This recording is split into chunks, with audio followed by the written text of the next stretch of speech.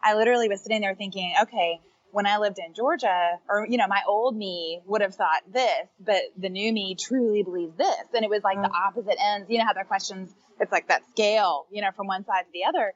And there were a couple where I had to really sit for a second and say, well, they both apply. And then, of course, the instructions say, pick the one you think describes you the best. So there was a little bit of waffling in there, trying to kind of see where am I really standing now. And I tried, as someone who's really passionate about strengths, and very curious, I wanted to be as accurate as possible.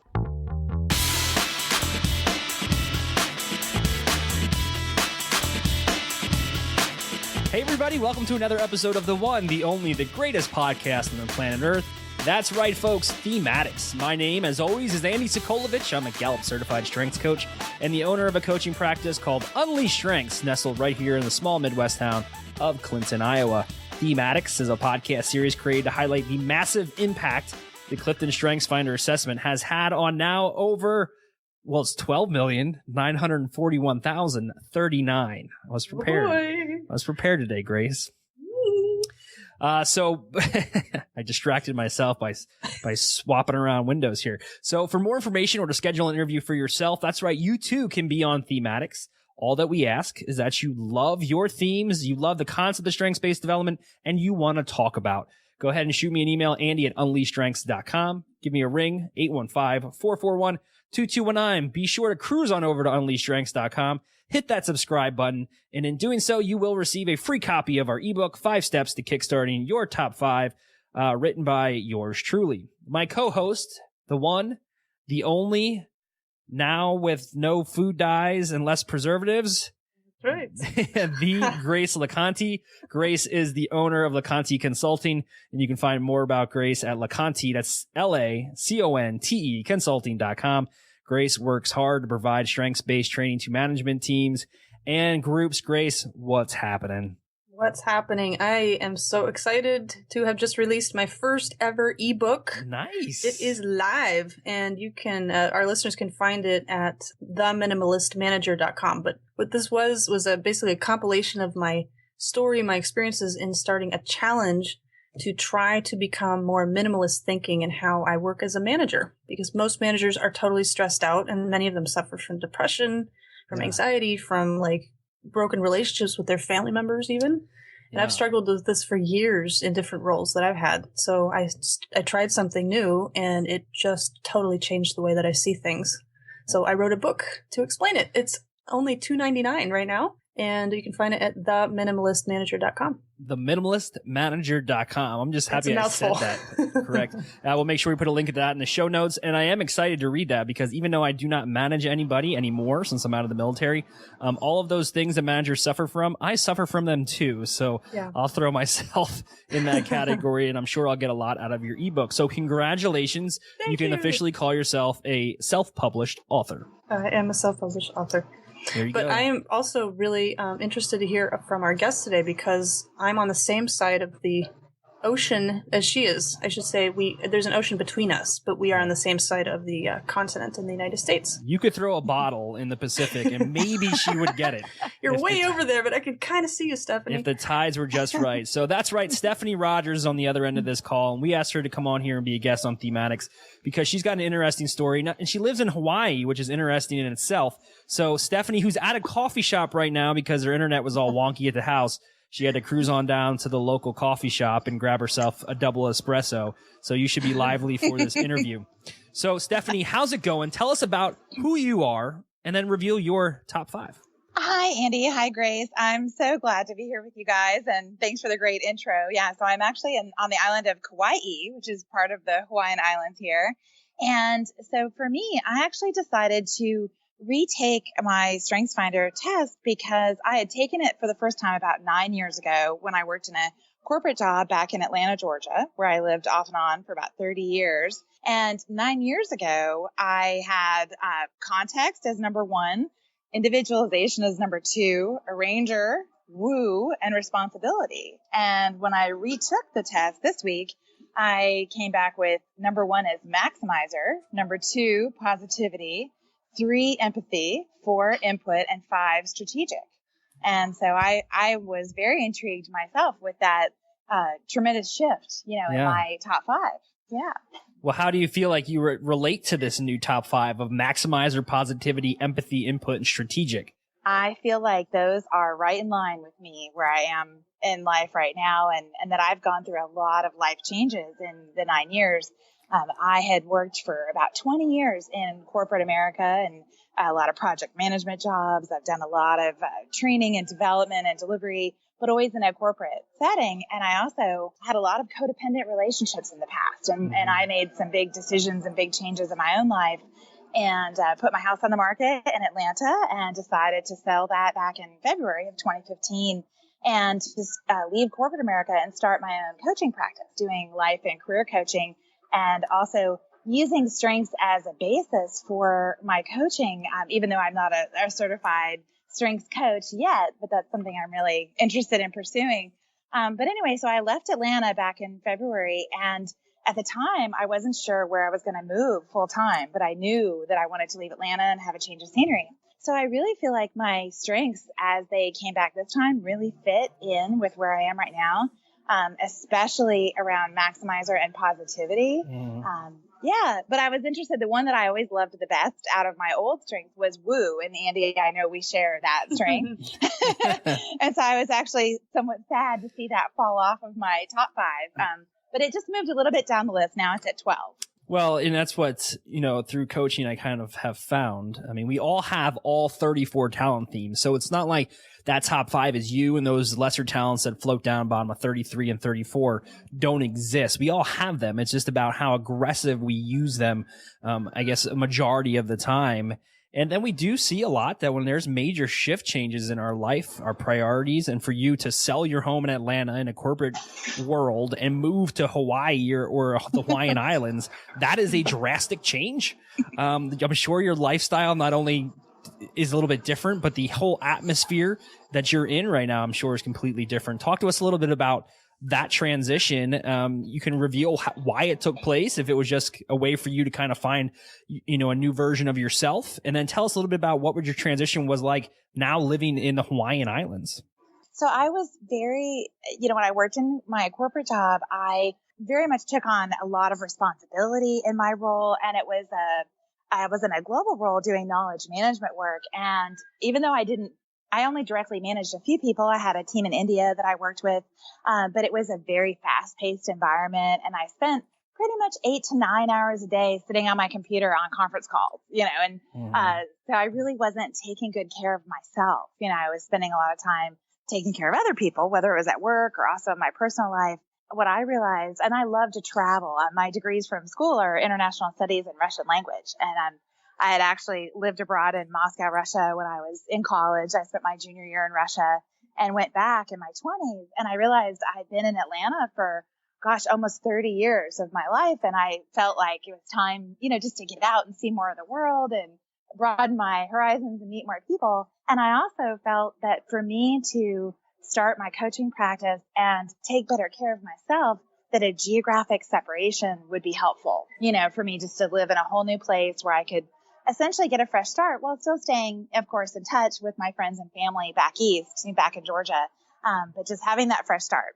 So, but I thought that I was going to end up in California or Oregon. Like, I love Portland, and I have friends and family in California. And but what happened was I had the opportunity to come with a friend who grew up here in Kauai, and she is studying to become a health coach, and she invited me to join her for 6 weeks in Kauai, and this was back in April. And even though I didn't exactly know what that was going to look like, but she already had everything planned out, and she actually was planning to create a documentary about her journey. So 6 weeks of mind, body, spirit, clean eating, meditation, exercise. And I thought, what a great way for me to kickstart better self-care, than to go with my friend to Kauai and have this wonderful experience. So I did that, and I came here, and we were here until the middle of May. And then I came back to the mainland to get my car, and I was going to a coaching conference in San Diego in June. And it occurred to me that I sat and thought, where could I be the most healthy? And here in Kauai, there's a lot of organic farming that happens here. There are farmers markets on different parts of the island almost every day of the week. So You can really, so it's, it is a little bit like hunting and gathering. There's only one main road on the island. There's no highways here, like no interstate. The fastest you can drive anywhere is 50 miles an hour. Oh my goodness. So there is a Costco on the island, but it takes me an hour and a half to get there. And that's only because you have to go so slowly. But so it really is a change of pace, obviously, from living somewhere like Atlanta, where I lived in the city, to coming here, which is almost like living in a rural area, where you're a pretty far distance from a lot of things, and learning to just live off the land. And so that's been a huge transition for me. And it basically forces you to slow down and think about, okay, I'm going to be cooking more and, not living this fast paced lifestyle. And I wanted that, but it's been a really interesting adjustment. That's great. Stephanie, I have had a similar, I guess, transformative experience in moving from the Midwest to the West Coast just a few months ago. I mean, it feels like it's been a lot longer. But a year ago, my daughter had some severe problems with behavior, and it was just not normal for her. She was a sweet kid growing up. She was a perfect baby. She almost never cried. And then about 1 year old, she started to have some disruptions, and just, she was a lot more aggressive than my other two kids. We chalked it up to personality, but after a few years, it got worse and worse to the point where we were desperate to find an answer. So we asked some friends, and someone finally suggested, have you thought of food dye being related to this? And we're like, what? What does that have to do with it? And they just explained petroleum food dyes can severely affect certain types of people. So we purged our whole house, put everything in a trash can, and then the next morning we came downstairs. This was at Halloween, so it was all of the Halloween candy that had dyes. Oh my gosh, all the cheese in the fridge, all this food, put it in the trash can. Next morning we came downstairs. Well, guess what was all over the place? Wrappers from all the candies. She had dug into the trash and eaten half of the stuff we threw out. So after we finally cleared her system of this food, we went on a journey of trying to figure out how to help her to have the healthier lifestyle. And it transformed her. Oh my goodness, her personality is so much calmer. She can focus now. So moving to the West Coast just in April of this year, our family has found so many other options to feed her healthy food that doesn't have additives or preservatives or chemicals or colors that are just not that common in grocery stores in the Midwest or the East Coast. Right. So I'm sure you have that same experience. I mean, what fresh food? What is that when you get it straight from the farmer? Or you can get it the day after it's picked. There's just something so beautiful about that. I know this doesn't have a whole lot to do with strengths, but the transformation of finding a place that can welcome the needs that you have has really affected me. So in that way, I find StrengthsFinder to be similar to that, but just in terms of the food choices that you have in Hawaii, I'm kind of jealous. It must be amazing. Yeah, it's one of those things where, Grace and I were talking prior to you reaching the coffee shop and calling us back on your phone about the fact that your top 5 changed. I mean, everything moved around, and in a theme that you valued, woo dropped down to number 12. But I think that's the beauty of strengths-based development is people. I'm going to jump on my soapbox here, but I do this often, but people want to look at this as a magic pill, as the cure all for everything. And if you just give me these top 5 and I focus my efforts on those, everything's going to be perfect. And the reality is, and you've experienced it, is no, you're such a complex individual. We all are. We're very unique in our abilities and our talents express themselves in several different ways. And now looking at your number 1, maximizer, talk about maximizing an opportunity. You left everything behind to go to the Hawaiian Islands, and then you came back to the mainland and turned around and said, no, I'm going to take full advantage of where I feel like I'm the best version of me. And you went back to start a life full of hopefully amazing things as a coach. To me, that is the epitome of somebody who wants to maximize opportunities. And you got to be a positive person in order to do that, or you got to see the good in change. So as you speak, I see these. I mean, cause 9 times out of 10, when somebody's adjust or they move around, all of a sudden what they want to do is take the quality of the assessment and throw it out the window and said, it's doing nothing for me. The power of strengths is not in that top 5. It's in the ability to recognize those talents within yourself, regardless of the order. Absolutely. Yeah. And it actually was very, eye-opening and interesting for me to take the assessment. And I was really curious to do the full one to see, the whole ranking of where everything fell in the 34. I had never done that before. So that was actually really fun and interesting for me. And, but I think around the positivity one, I have always called myself an eternal optimist. I mean, ever since I was a child, I was the diplomat, the one that wanted everybody to get in a circle and sing Kumbaya. And,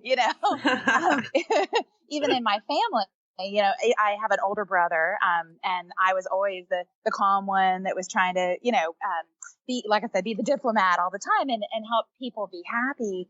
And even on my business cards, I call myself the eternal optimist. And so I actually was really, I thought that was very fitting when I saw positivity come back, in my top 5.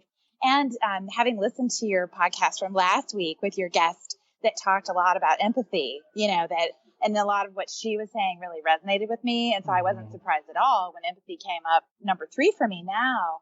And an interesting thing for me is the difference between responsibility and empathy, that in my old life in the past that I felt a lot of responsibility, but a lot of it felt like it was out of obligation.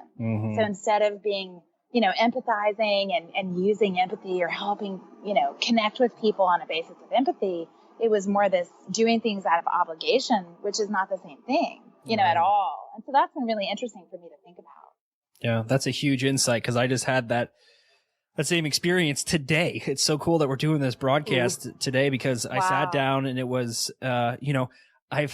my friend said that I'm buffering. So if you know what buffering means, a lot of people. You're buff or buffering? Buffering, like when you go to a YouTube and your internet, when your internet connection slows and it's like you're buffering. Because I'm in a position in life right now where I'm buffering, and we talked about responsibility and not responsibility and empathy, but I get upset because I'm unable to attend things that I used to because I feel obligated to be there.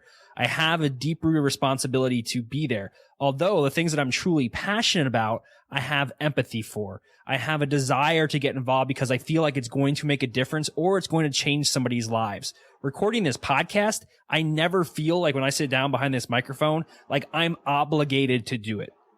I want to do it. And that's the big difference, I think. And like you mentioned, just that responsibility. And if you have that overwhelming need to do everything that you've committed to because you feel obligated, yet you don't receive anything in return other than that instant satisfaction of saying, okay, I did what they expected of me, it doesn't last long. And for me, it's kind of debilitating. Grace, what do you think? I'm just taking this all in. That's a lot to process. I mean, that your top 5 could change, that whole concept right there is I'm still chewing on it. I did take the assessment myself again, Stephanie, after 7 years. And for me, the only one that changed was that I dropped out. I think it was, which one dropped out? Ideation dropped out maybe of the top 5. And I got analytical in the top 5. And I'm like, where did that come from? That used to be like number 16. Yeah. But the reason that I wanted to do that was to see if it was possible to retake it and still have a consistent, true message. Actually, I was just talking about this with my husband. He thinks that when he first took the test, he was trying to be the person he wanted to be. And I've heard other people say this too. I have some other clients that have said this, that sometimes they project what they would like to see in themselves or what they think they're expected to answer, or even, like there's some part of you that would like that to be true.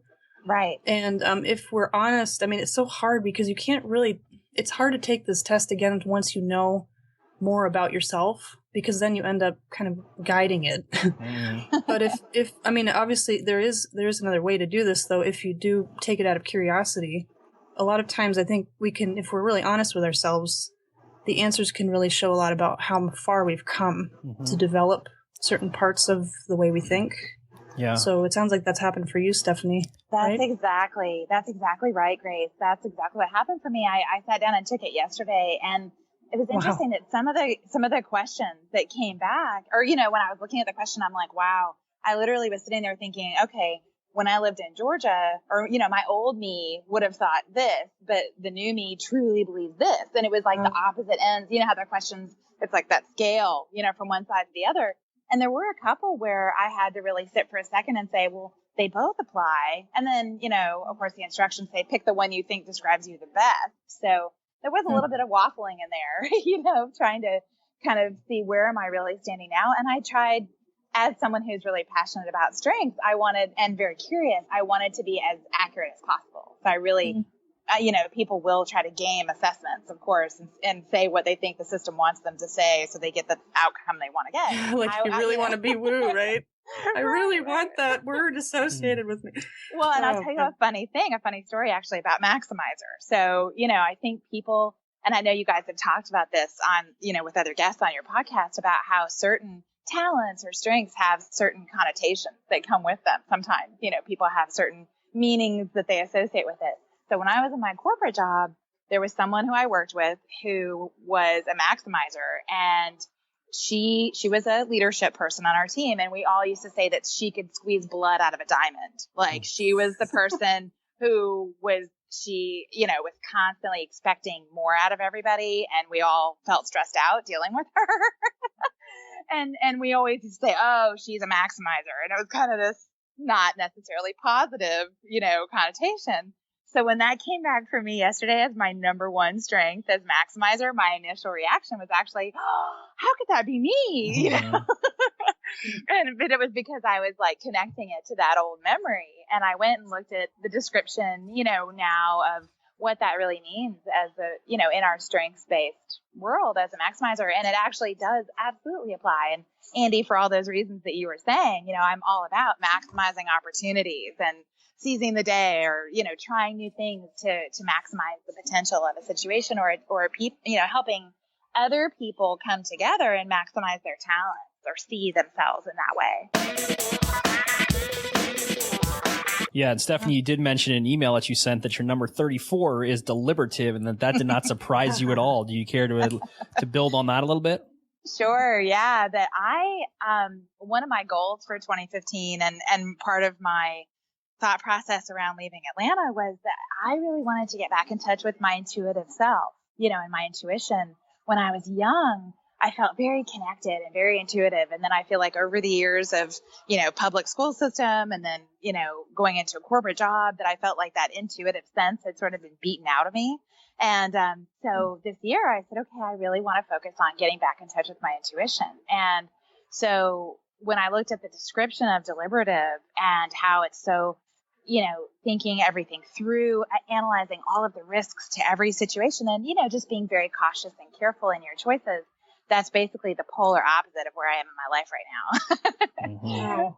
Yeah, that I try to just listen to my inner guidance and check in with my gut. And I'm still practical. Of course, I have to be, part of my move from Atlanta involved, I sold my house there. And as I've been starting my coaching practice, I've been, living off of my savings and the proceeds from the sale of my house. So I have had to be very judicious, and careful about my expenses and finances and whatnot. But in terms of making decisions about where to go and what opportunities to follow, it's been much more intuitive. And so that's why it didn't surprise me when I really read the full description of deliberative. Now, we talked about deliberative and maximizer on this show several times. Maximizer is a strength that, just to define it, it's a strength that focuses on stimulating personal and group excellence, like reaching that top level that's better than it was before. And they seek to transform something strong into something superb, something exceptional. So I have had some challenges with this strength showing up in my life, both personally and in work situations, and I've talked about it in other episodes. But the main thing that I've learned in the past few months is that we all have annoyances and frustrations from certain types of strengths. And I think a lot of times, even if we know what our strengths are, we don't necessarily translate the annoyance of difficult people to a strength that actually has a positive role. It's helpful to have maximizers. I mean, this world would never get better if it weren't for maximizers. So even though it's frustrating to me because I have futuristic and ideation and woo and a little bit of woo, input, communication, I want to just share my love for things and then activate people to get them done. And maximizers come in and tell me, nope, not good enough. You got to make it better. You got to start over. That's not the way it should be. And I'm like, but I just put so much effort into this. Why should I start over? I've gotten the ball rolling. You know, I sparked the event. And maximizers aren't necessarily satisfied with that, so they keep me moving toward more excellence instead of being happy with just the, what comes out the first time. So I guess I'm saying there is a benefit to looking at strengths from the point of a bird. That's not the chickens, is it? No, it is a bird. I love the ambient noises, though. There's a benefit to looking at the challenges that we have with other people's personalities and putting that in the context of what can I learn from them and how can I be thankful for that strength. So have you ever had a chance to think of challenging people in your life, Stephanie? Maybe people that have told you that this wasn't a good idea and thought through that from the point of view of strengths. Have you done that before? Well, absolutely. That's a great point. So I had an experience recently. There's a trail here in Kauai that's actually it's called the Kalawao Trail, and it's on the list of top 10 most beautiful hikes in the world, but also the top 10 most dangerous hikes in the world. Oh my gosh. Yeah. And it runs along what's called the Nepali coast of Kauai. Part of my big thing was, as I mentioned, I wasn't taking care of myself physically in the past. And when I lived in Atlanta, I was very overweight. I had challenges with emotional eating. And so part of my decision to come to Hawaii was all around reconnecting with nature, spending time outside, overcoming some physical challenges and really opening myself up to hiking and things. So anyway, I decided to go on this hike with my personal trainer that I've been working with, who's my health coach here. And he goes everywhere barefoot. And so you can hike in on this trail the first 2 miles to this beach. Anyway, so he and I decided to do this hike on Sunday. Well, we went barefoot 2 miles in and 2 miles back out again. So 4 miles. And it's really cliffy, like very rocky. It was very muddy. Like it was, and there was just a lot of fear of other people, that were watching us barefoot. Like, are you guys crazy? And so the reason this story came to mind was that I was telling a friend back in Atlanta about this adventure and how proud I was of myself. Like I felt it boosted my confidence to do it. And I felt so happy and, I made this, adventure and I survived. I didn't hurt myself, And anyway, I'm telling him this, and he was just full of worry and he's a very deliberative person and very risk averse person. And he was very worried that me doing something like that I was just all this risk of injury. And so his perspective, at first I was slightly irritated, like, hey, I want you just to be happy for me. I did this brave thing and I feel really good about it. But then I realized that he was just coming from a place of concern and love. And so it's that balance, of having, I think it's good to have people for me in my life that help ground me and keep me from doing something really super crazy, where it's having that strength and, balancing each other out. So we have that yin and yang. And I think that is important, that if everybody was running around doing really crazy stuff, that might not create a very peaceful world. Is there an airport in Kauai? There is, yeah. Okay, I'm gonna fly there because I want to. I just heard the rooster crowing. I know. I want to visit Stephanie, and I want to do this hike thing. So it's already on my bucket list, and I'm only 33, so I'll get it done. I'll send you guys a note about the place, and also, I'll give you my Instagram ID too, because I've been posting. I love to journal. I love to write. I started a blog. It's actually called optimisticchick.com is the name of my blog. Nice. But what's been funny is I thought I would journal or, blog about I drove all across the United States, in June from Atlanta all the way to San Diego, California. Wow. And I had this vision about blogging the whole time and then blogging here from Hawaii. But I also love to journal, handwritten. I've journaled since I was 12 years old. Yeah. And what I found is I prefer to handwrite. And so translating that into blogging has actually been really challenging for me. Mm-hmm. So what I've done here in Kauai is I decided to do a photo a day. So I say like today's Kauai photo. And so it's like a photo journal, of whatever's happening. And then I write inside post on Instagram and then share it across to Facebook as well. Oh. What's your Instagram account name? So Instagram is Stesha. It's STESHA 100 is my Instagram ID. And Stesha comes from when I lived in Russia, my nickname was Stesha. That was my Russian nickname. And I loved it so much that I kept it, as a nickname. I want a Russian nickname. Well, I speak Russian first. No. Andy, I can give you a Russian nickname because actually Andrew is a very popular Russian name. It's Andrei. And so your Russian nickname is Andrushka. Oh, that doesn't. Is that manly? Is that a manly? It name? is. Andrushka. It's not babushka. Right. Babushka is different. Babushka. No. Right. Babushka is grandmother. Oh, yeah. Don't call me grandmother. Is that can be your Russian nickname. Yeah. Oh, man. This is awesome. I like it. This is the greatest interview ever. I'm learning so much. Plus, I have a new nickname. Plus, I have trip planned that I'm going to go visit and hike barefoot along the ocean, and it's going to be amazing. This is like how Stella got her groove back, but I'm going to be doing it. What's the name of that trail, Stephanie? The dangerous. It's Kalalal. It's Kal. I have to write it down to spell it. Kala. Oh gosh, I'll have to message it to you guys. Yeah, we'll put it in the show. It's pronounced Kalalal Trail. Kalallau, I think is right. But it's actually an 11-mile trail. And there's a part in Kauai that's called the end of the road. Because literally there's no road that goes all the way around the island. Because where the Nepali coast is, there's no roads there. So you can get there by helicopter or by boat or by foot on this trail. And there's part of it that goes along this very sheer cliff. And if you fall a long way to the ocean. And that's it, So I didn't go to that part. Hopefully that did not happen to your friend. She's still around, right? No, yes. Hey, if I gotta go, that's how I want to go. Nice. This is cool. For me, back to the positivity piece, that is so important. And for me with my coaching practice, that I love helping people tap into their, getting them to connect with what their strengths are. But this idea, what I find is that a lot of people feel trapped in their lives. They get in a rut and they feel, I have a house, I have all these responsibilities, I have to, work in this corporate job.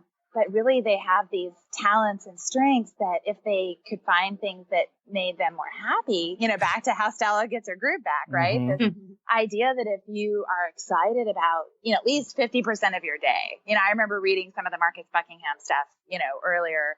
And, talking about, okay, even in whatever job you're in, finding the parts of your job that light you up, and so bringing that positivity to play, even when I was in my corporate job, people would say to me, gosh, how is it that you're always the happy one on the conference call, always having this glass is half full attitude? And I'm like, well, because if I had a glass is half empty attitude, I would be so depressed, I would never get out of bed. Mm-hmm. So that positivity piece is a lot of what really keeps me going all the time, is thinking of, gratitude, and where that comes into play, and how that I really love the idea of the diversity. And that's part of why strengths resonates with me so much. Is we talked a little bit about this already, but, looking at people and that we all have strengths and talents, and that we're all diverse. And it's that diversity that I think makes us beautiful and can really, part of my vision, I'm actually part of a nonprofit organization that's called We Are the Solution. And it's all about bringing together people, resources, and ideas, and creating a world of collaboration instead of confrontation. I like this. This has been a really cool interview for me because a lot of the things that you mentioned really resonate with me. And like you just said, if I didn't come into work positive, I would just never get out of bed. And I think some of the times, well, it was you have a bed in your office, Andy? No, but it was a tough transition for me out of the military after a decade plus of being in the military. When I was depressed when I got out. I mean, that whole, I left a family, a team, a group, a defined structure of when I was supposed to be there and what I was supposed to do. And now I was as a civilian, I was trying to figure it all out all over again. And at 30 years old, it was kind of tough to think, okay, now what? And there was days where if I didn't wake up and put a smile on my face and head out the door and come into this office that I have and be positive about my future, I wasn't getting out of bed.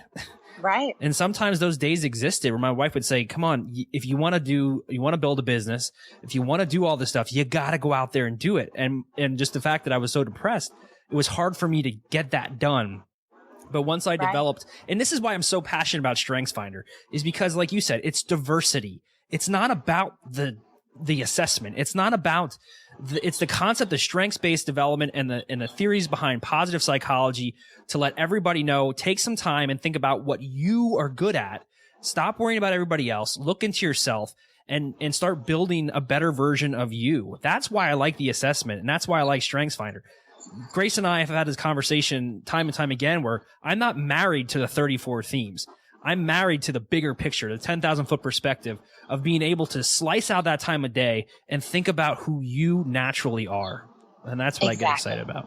Yeah, I'm right there with you. And I couldn't have said it better myself, Andy. I'm sure you could journal it better than I could, but that's good. So, hey, let's reel it back in. Come on, Andy, reel it back in.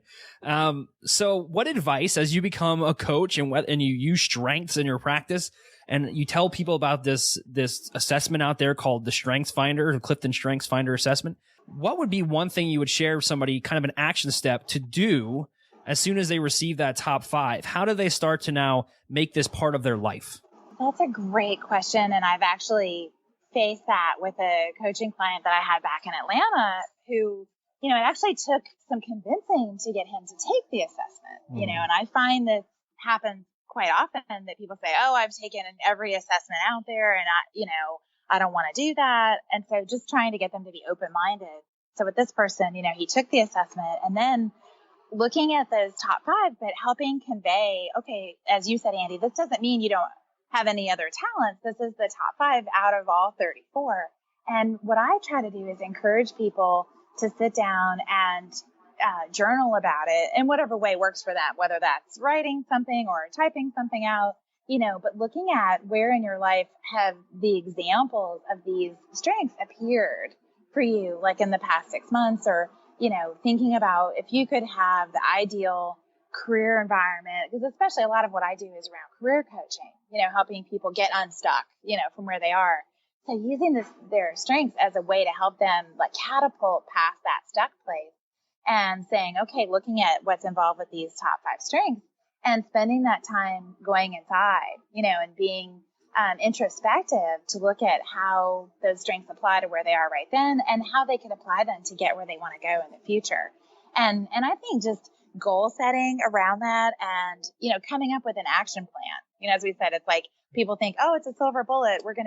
I get my report and then something magical happens. Well, the magic happens inside each one of us, when we sit and take the time to think, okay, now how does this apply to my action plan and what steps can I take? Yeah, no, well said. Well said. Grace, do you have anything to add to that? Are you still soaking it all up? Yeah, there's a lot going on here. I do have one question. Yeah. Ati Govrovich Boruski? What is that? Do you speak Russian? That was awesome. Great job. Are you on Google Translator? Do you speak Russian, though? Are you fluent, Stephanie? Da, я говорю по-русски. Oh, bien. I don't have a clue what other... Give in it. So the Russian word for thank you is spasiba, or very good is, yeah. Oh, that's awesome. See, this has been we've used different languages in this show. We've talked about different places. This is exactly what this show is designed for. And when we talk about journaling and ways to express yourself, I selfishly will announce that I use this podcast kind of as a way to do that. I spend too much time in my own head, and sometimes I want to invite people in. It's kind of like that new Disney movie, Inside Out. I need a great movie. I need some different personalities to come in and having each guest and Grace.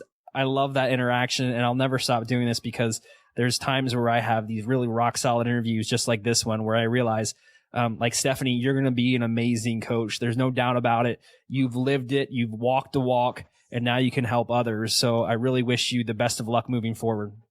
Thank you so much, Andy and Grace, both. I've really enjoyed talking to you, and I absolutely get what you're saying about using the podcast as a way to connect and, communicate and journal. I think it's awesome. Yeah. If you never need any help, if you're launching your own podcast or anything, just give me a call, let me know, and I'd be happy to help you. It's not as difficult as a lot of people perceive. Thank you so much. I appreciate it. And I really enjoy what you guys are doing and love your podcast and just happy to be connected. I look forward to staying in touch.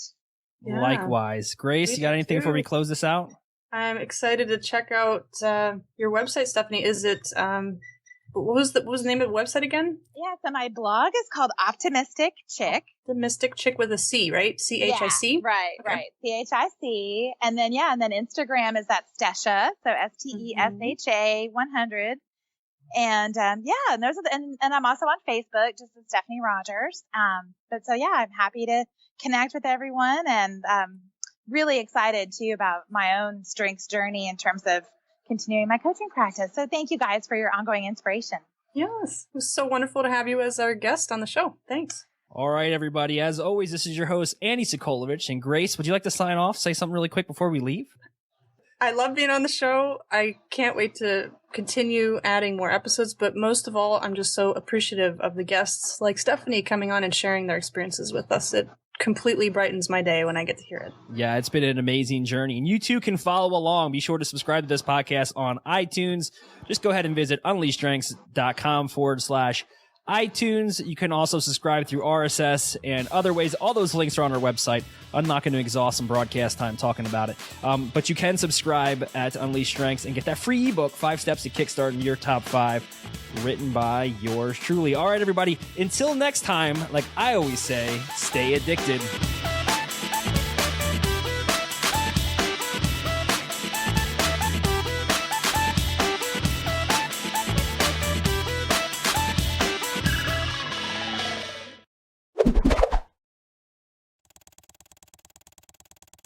Just because this episode is over doesn't mean you have to stop watching. Click here for more episodes of the amazing podcast, Thematics. And as always, stay addicted.